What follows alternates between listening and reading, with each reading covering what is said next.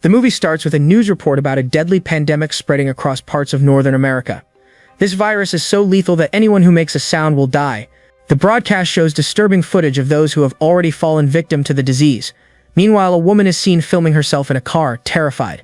Her daughter is seated behind her with her mouth taped to prevent her from screaming, and the woman holds up a sign that reads, "Don't make noise." In response, the government declares a state of emergency, urging everyone to stay indoors and turn off their phones. Within days of the announcement, the pandemic has already claimed countless lives across the country. In a subway, blood and dead bodies are scattered everywhere, while a group of survivors take shelter in some train cars, visibly terrified, hoping for the nightmare to end. A nursing mother struggles to quiet her crying baby, but her efforts are in vain. Panicking, some passengers react violently, deciding to throw the baby off the train. Despite the danger, the mother chooses to leave with her child. Tragically, seconds later they are attacked by something unknown. The story then flashes back to the origin of the pandemic. A group of archaeologists is exploring a cave deep beneath the Appalachian Trail in Pennsylvania, and they stumble upon a vast dark chamber. As they celebrate their discovery, eerie sounds echo from within the cave. Moments later, the researchers are attacked by strange flying creatures, who kill them instantly before escaping the cave. Next, we are introduced to Allie Andrews, a deaf teenage girl waiting for a bus at her high school in Montclair, New Jersey. She notices a group of boys making fun of her for her deafness, so she walks home, ignoring their taunts. Allie lost her hearing in a car accident a few years ago, during which she also lost her paternal grandparents. Despite these challenges, she communicates using sign language, lip reading, and speaking. As she walks home, a boy named Rob catches up with her, and they walk together, both secretly harboring feelings for one another, though too shy to admit it. Meanwhile, Allie's father, Hugh, receives a phone call at work from his wife, Kelly, informing him that their daughter has been bullied again. Though upset, he feels powerless to intervene.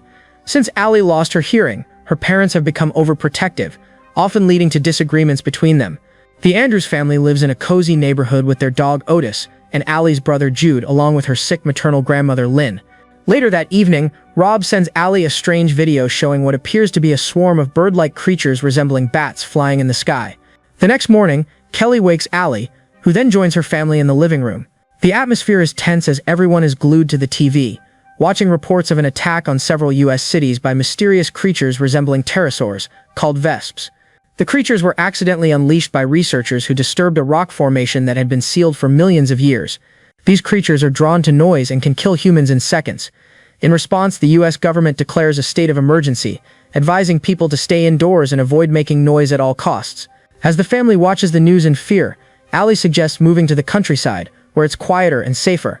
Hugh agrees and the family begins to pack. Hugh's close friend Glenn joins them, and together they set off for the countryside, hoping to find safety away from the chaos. As the family continues their journey, they stop at a gas station to refuel. Allie takes the dog out for a bathroom break while Hugh tries to keep his son Jude entertained. Suddenly, Allie lets out a scream and Hugh rushes to her aid. A criminal has held her at gunpoint, demanding their car keys. Just as Hugh is about to comply, Glenn arrives and shoots the robber in the foot.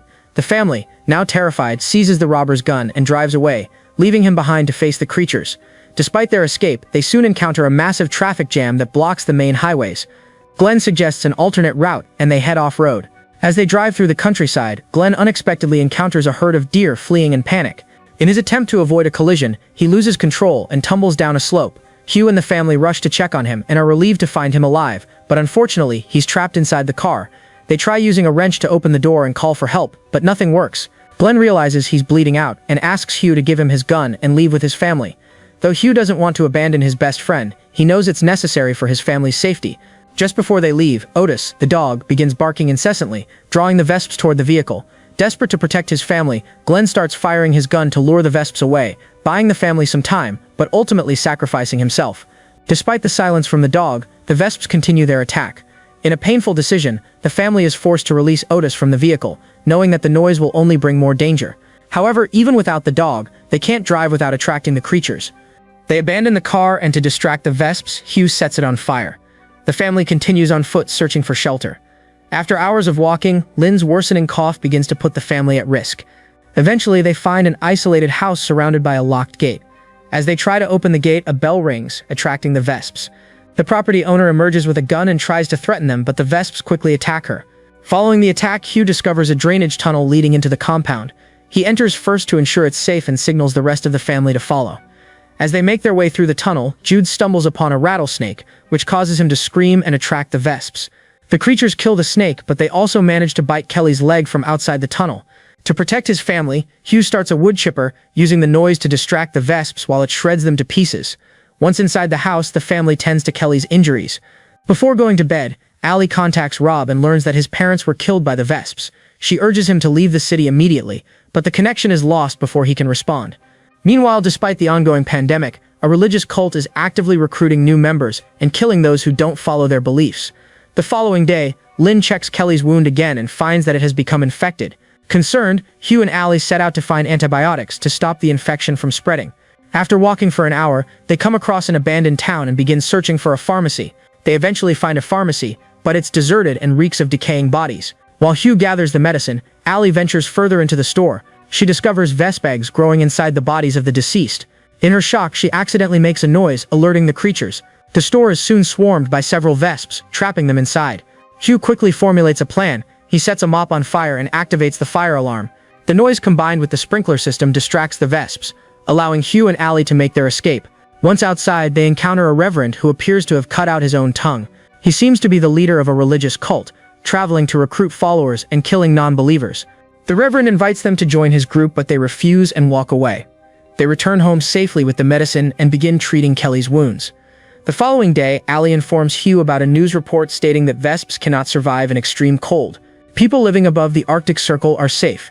She also mentions a place called the Gray, where electricity is no longer available, and people are isolated once their phone or computer batteries die. Later, the Reverend and his cult members show up at their house again.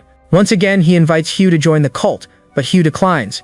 As Hugh tries to go back inside, the Reverend stops him and hands him a strange note that reads, "The girl is fertile." Hugh ignores the note and proceeds inside, but the cult members assume he is going to bring his daughter out for them. Instead, Hugh reappears with a gun and points it at them. The cult members aren't intimidated because they know he won't shoot them, as that would create noise and endanger his family. Later that night, Allie receives a message from Rob, who tells her that he's heading north to find refuge. The north is said to be a safe zone where people are protected from the creatures. However, Allie loses her phone signal before she can ask him for more details. Around midnight, Hugh and Kelly hear strange noises coming from outside the house. Hugh checks the front door with his rifle but doesn't find anyone. However, Jude spots a young girl outside, looking terrified. Kelly lets her inside, and the family offers her a blanket. They begin questioning her, but she remains silent. Kelly notices scars around the girl's mouth and begins inspecting it. The family soon realizes that the girl they've taken in doesn't have a tongue, making her a member of the cult, most likely sent by the Reverend. They then discover that she is strapped with several mobile phones around her waist.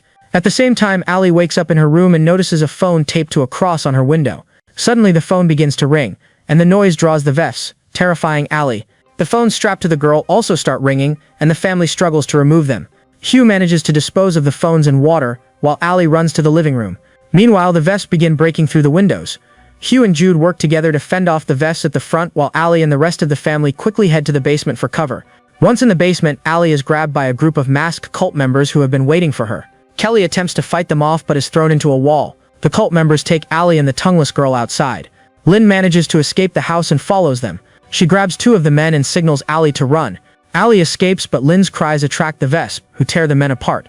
The rest of the family emerges from the house but can do nothing to help. At this moment, the Reverend arrives and grabs Allie. He signals Hugh to remain silent and then departs with her. Using the cover of rain, Hugh, Kelly, and Jude silently follow the Reverend.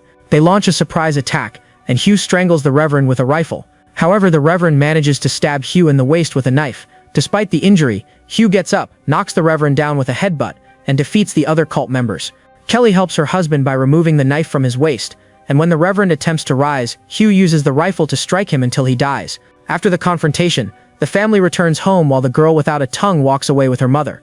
Weeks later, we see the family traveling across the country, eventually reaching a place known as the Refuge, which is considered a safe haven. In the final scene, Allie and Rob are seen hunting vesps in the forest. Please like and share this video to support the channel. Subscribe to see more videos like this. Thanks for watching.